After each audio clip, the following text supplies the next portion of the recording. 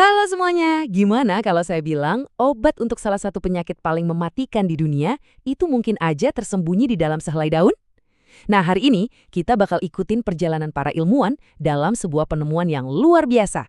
Dari jantung hutan Kalimantan sampai ke bawah mikroskop yang siapa tahu bisa mengubah masa depan pengobatan kanker.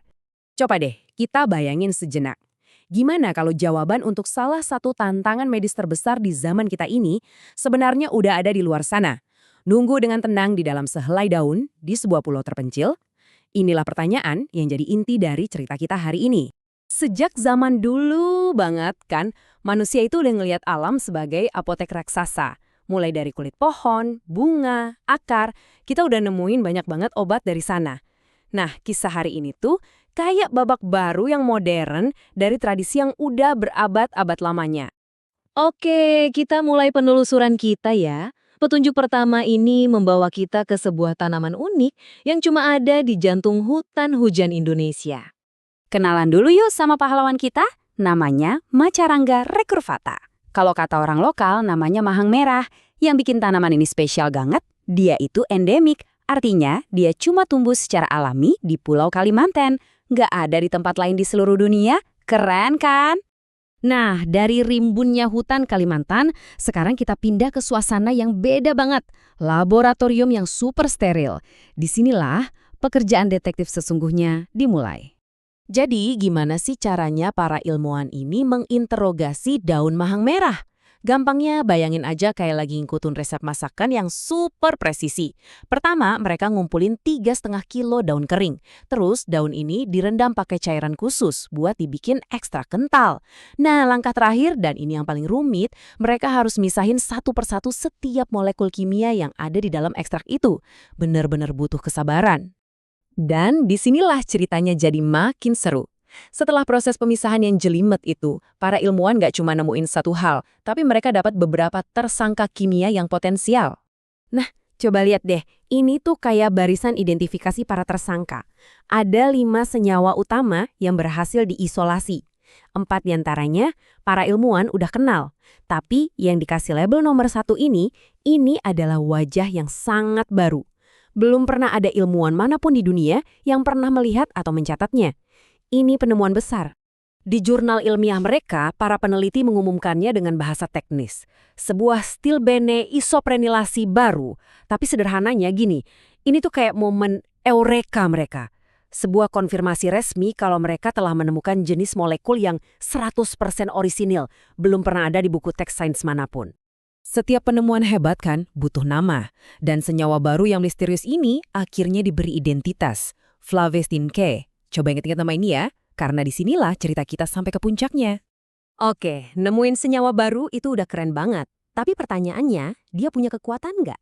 Sekarang waktunya pengujian terbesar, mengadu Flavestin K secara langsung melawan sel kanker.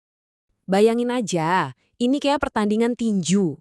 Di sudut biru, kita punya si penantang baru yang datang entah dari mana, Flavestin K. Dan di sudut merah, lawannya yang udah terkenal tangguh, sel kanker serviks manusia, atau yang di dunia lab dikenal sebagai sel HeLa. Ding ding ding, pertarungan dimulai. Setelah pertarungan di dalam cawan Petri itu selesai, para ilmuwan pun menganalisis hasilnya. Dan apa yang mereka temukan? Well, benar-benar di luar dugaan. Ini dia papan skornya. Gampangnya gini. Untuk mengukur kekuatan senyawa, para ilmuwan pakai skor yang namanya IC50. Aturannya simpel banget. Makin rendah angkanya berarti makin jagoan senyawanya dalam melawan sel kanker.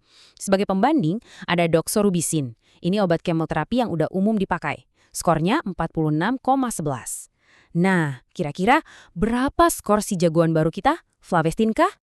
Angkanya adalah 13,10, itu dia skor dari si penantang baru, Flavestin K.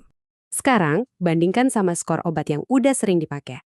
46,11, angka untuk obat kemoterapi standar.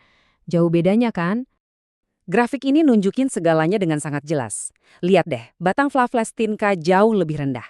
Artinya, dalam uji lab ini, senyawa baru dari daun mahang merah ini terbukti lebih dari 3 kali lipat lebih kuat dalam menghambat sel kanker serviks dibandingkan obat standar. 3 kali lipat! Ini hasil yang luar biasa. Jadi, Apa sih arti dari semua angka dan grafik ini buat kita? Sederhananya, para ilmuwan baru saja menemukan sebuah petunjuk baru yang sangat-sangat menjanjikan dalam pencarian obat kanker di masa depan. Oke, kita rangkum cepet ya. Jadi para ilmuwan menemukan senyawa yang 100% baru, namanya Flavestin K. Asalnya dari tanaman asli Kalimantan, mahang merah. Dan yang paling penting, dalam tes laboratorium, senyawa ini nunjukin potensi yang jauh lebih kuat melawan sel kanker serviks dibanding obat standar. Tentu ini baru langkah pertama ya, perjalanannya masih panjang banget sebelum ini bisa jadi obat. Tapi ini adalah sebuah awal yang sangat cerah. Penemuan ini ninggalin kita semua dengan satu pertanyaan yang bikin kita mikir kan? Kalau dari satu daun di satu jenis tanaman di Kalimantan aja bisa tersimpan potensi sebesar ini, coba bayangin berapa banyak lagi rahasia medis lain yang mungkin masih tersembunyi di luar sana, di alam liar, yang nunggu untuk kita temukan.